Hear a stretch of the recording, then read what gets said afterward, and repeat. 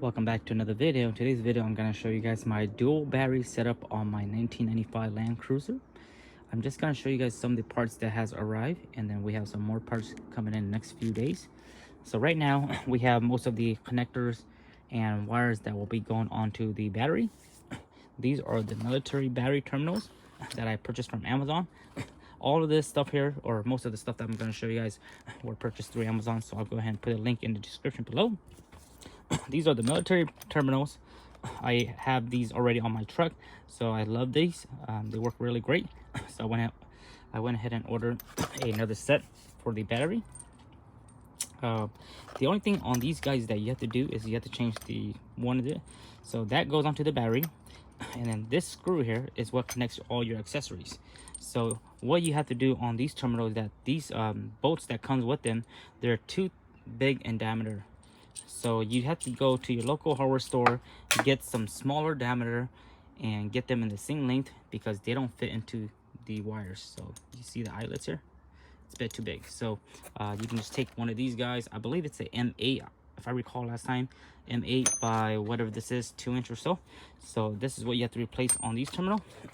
They come with the terminals, rubber, some heat shrink down there, and also 4 copper connectors at the end.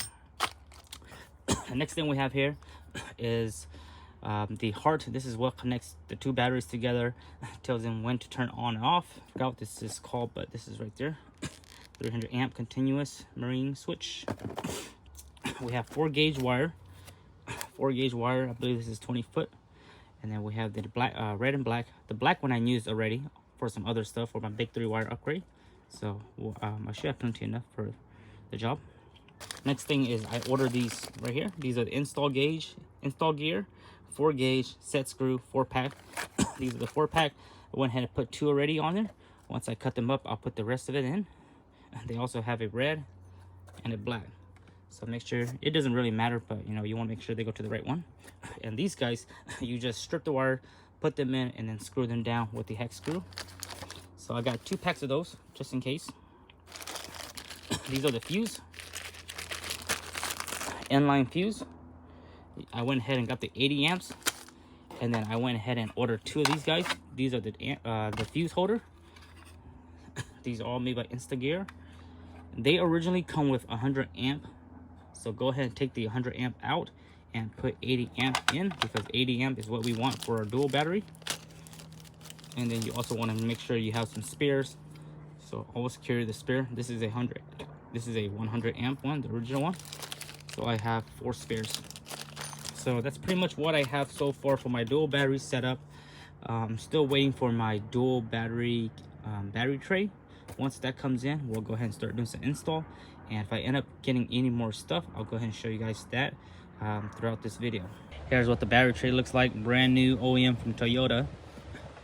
Quite amazing that they still make these, right? 30-year-old trucks, and they still make these parts. So you can see how it is. It mounts like this, and this will be the passenger side. So here is the battery tray. Looks like it's made of a plastic, and that's the part number 74403-60-100, straight from Japan, or Toyota parts. So I have all the hardwares ready. I have all these basic 10-12 mil, and that's what they use. So we'll go ahead and put this on and get our battery tray set up. Here's my engine bay on the 95. As you guys can see, I already went ahead and relocated my windshield fluid bottle. I went ahead and used the Slee off-road kit. I made a video about that, so check that out if you haven't done that. And then on this side here, this is where the battery tray will go in. It's a bit tight right here, so you will have to remove the coolant bottle out of the way. And then I'm gonna have to remove my wires out of the way. This is just a big 3-wire upgrade that goes from the chassis down to the block. So I'll go ahead and get this out of the way, and then we'll get the tray mounted up, and I'll show you what that looks like. I'm test fitting the battery tray right now. It's not really going in. I'm gonna have to modify the battery tray and cut this piece right here off, because this piece is kind of like binding up with the radiator. Even with it going behind the fan shroud, it won't work. So I'm just gonna go ahead and cut this off. So just zip it right here. So just like that, I removed that side piece, and hopefully this will slide into the radiator now. I want this to be on the outside of the fan shroud. So here's what I ended up doing. I ended up using only 3 bolts, one down here, one on the side, and one up here. You're supposed to have one right here as well, and right here. These are pretty hard to get to. I might be able to put one more here, but I'm gonna go ahead and just delete my fan shroud. It was already broken in the middle, so I'm just gonna go ahead and remove this. We have the tray installed, battery put in. I ended up, like I said, destroying the fan shroud. Not to worry about it. I have a spare one. I'll go ahead and install that in the future. We have to remove the fan shroud to clear the tray, so I'm not sure how other folks are doing it, but I don't mind. I never ran a fan shroud on my past vehicle and never had any heating issue. I'm just doing a basic dual battery setup where this battery will get charged when the vehicle is on, and then I'm gonna put all my accessories onto this battery. So right now, all the accessories, the winch, the lights, they're all on the main battery, the start battery, and we're gonna switch all these over to the secondary battery. Right next to the air filter cleaner, you have the cruise control. This cover just pops right out. You can see those 3 tabs. So I went ahead and drilled 2 holes, and I mounted the isolator. This is what controls the battery. So easy to do. Just went ahead and bought some hardware, and we'll slap this right in here. It's nice and installed. Big fail on my part. I totally forgot about the struts. So the struts is in line with the isolator, so I'm gonna have to remove this isolator because I definitely don't want wires touching that strut.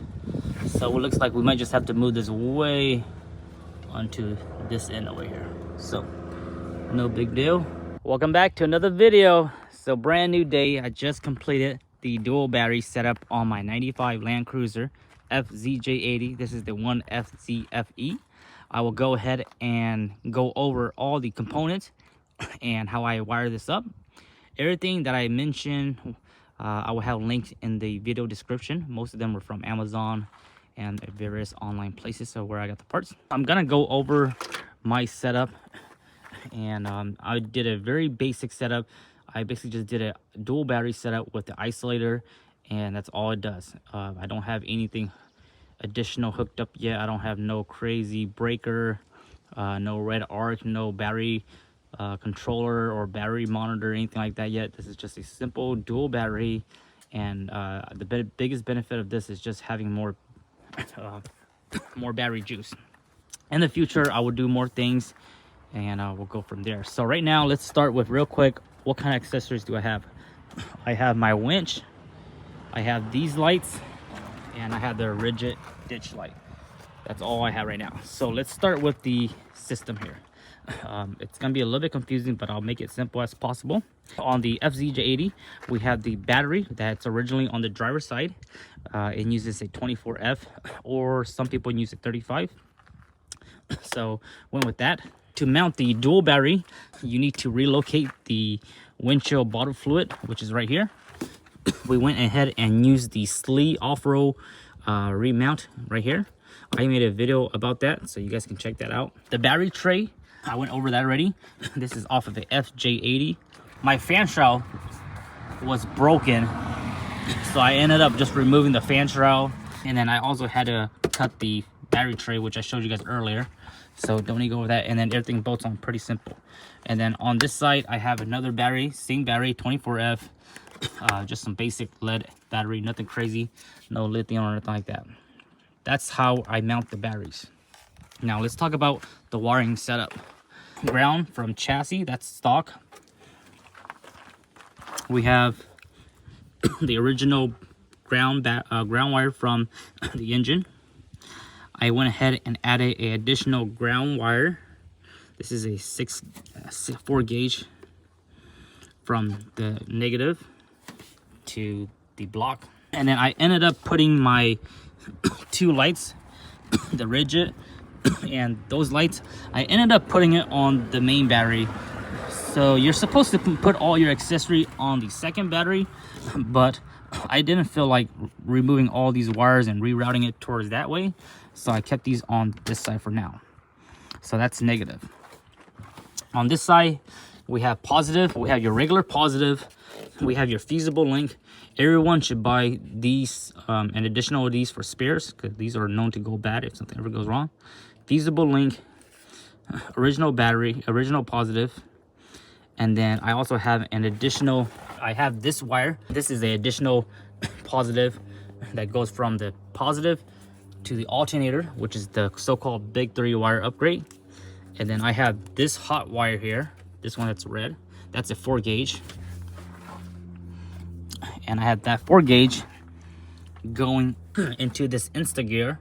This is an 80 amp fuse holder.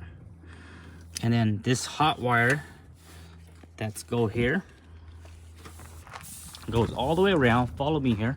Those are 4 gauge wire, guys. So those are the 4 gauge wire. So this is the hot wire that I showed you. That comes to the isolator. Okay. And then hot wire from here. That hot wire is just a hot wire that goes into another fuse holder. This is an 80 amp fuse holder. And then hot wire from here to battery terminal. Okay, so for the dual battery, we have positive winch, negative winch, and then a 4 gauge. This is a 4 gauge from the dual battery down to the block. Okay, and then on top of the block, I also have another negative wire that goes from here down to my chassis, right? This blue one here. This is another negative wire. This is part of the big 3 upgrade. You don't have to do this if you're doing the dual battery, but while you're here, you might as well do the big 3 upgrade. So that was just an extra wire that I had, and I did this before the dual battery. Okay, so simple as that. So that's how you wire the batteries up. Now we have to talk about the isolator. The whole point of this isolator is that when the vehicle is off, it disconnects the 2 batteries together. So now these 2 batteries are disconnected. When I turn the engine on, this positive will turn on because it's tapped into a 12-volt ignition. So that means that only when the vehicle turn on, this isolator will turn on and it'll connect this hot and this hot together, which conjoins the 2 dual battery. This is the hot from the main battery, hot going out to the secondary battery. This is a 12 gauge negative wire. I put this negative wire right down here, and it goes right down where these negative wires are, right there. Right there. These are like the stock. It just basically, negative wire goes onto the chassis. As long as you find a good ground, that's all you need to. This is just a ground wire. And then this hot wire, this is a hot wire. This is what powers the car on, and then it will turn the isolator. So this hot wire, you must tap this into a fuse that only turns on or only gets power when the engine is on. So I'm gonna talk about this hot wire. So this hot wire goes all the way back, which is this small one here.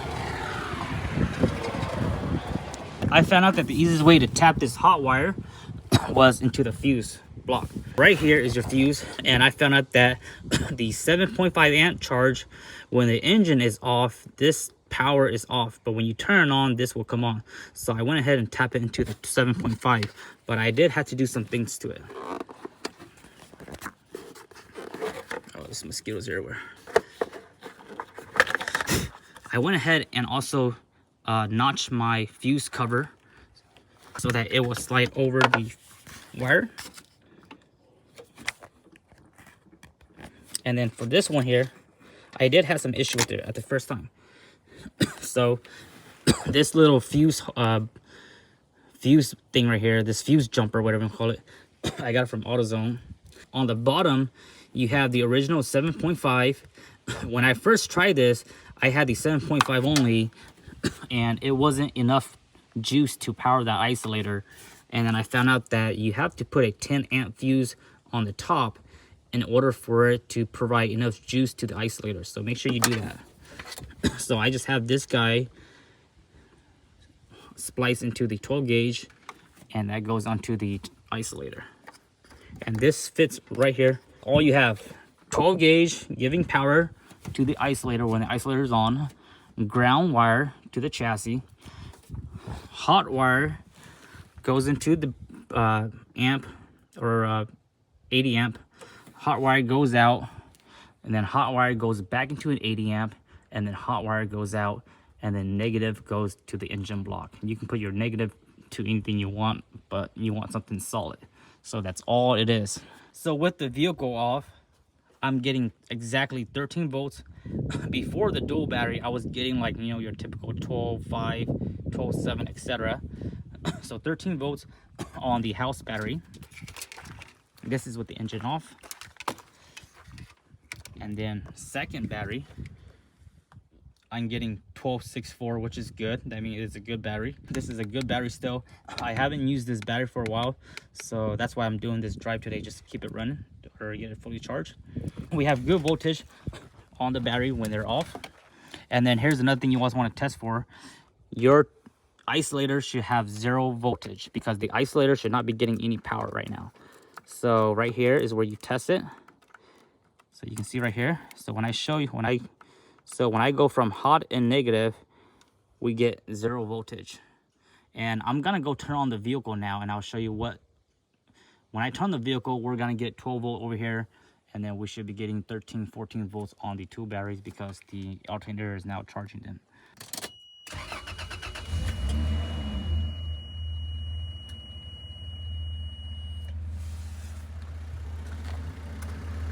With the engine on now, it now gives power to the isolator, which turns on the isolator, and you can see that the isolator is getting 13 volts, 12 volts at least. So now that the isolator is on, it now connects the first battery to the second battery, and now both of the batteries are now charging and also providing the engine with dual battery. So now we have, let's check about the voltage. 1337, which is good. You're supposed to have 14 volts actually, but 1338, I guess this is good. I guess the battery's still charging. And then this is the main battery. We have over here 1395. Oh, let's see if I hold it tight enough. So if I give it a few revs, I'm sure it'll go up to 14 volts.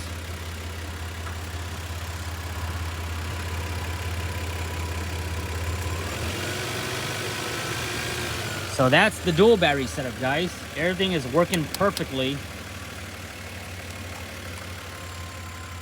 And again, this is just a simple dual battery setup, super cheap. This is like the basic way of doing it.